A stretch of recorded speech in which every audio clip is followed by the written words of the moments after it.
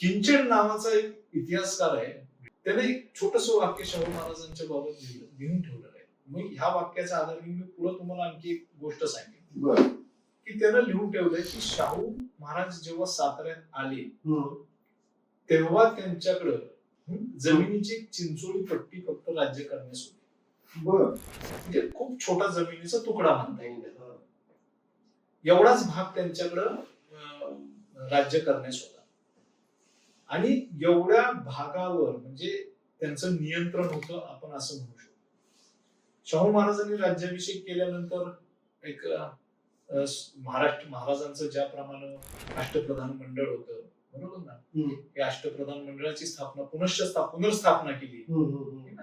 पुनर्स्थापना केली. सरसेनापती, मंत्री, पंतप्रतिनिधी, अमात्य, ह्या ज्या सगळ्या होत्या, पंतप्रधान, ह्या सगळ्या पदव्यांची त्यांनी पुनर्स्थापना केली. तिथे योग्य व्यक्तींना त्यांनी जागा दिली जे खरंच बुद्धिमान होते, राज्य समन्वयामध्ये त्यांच्याकडे कौशल्य होतं.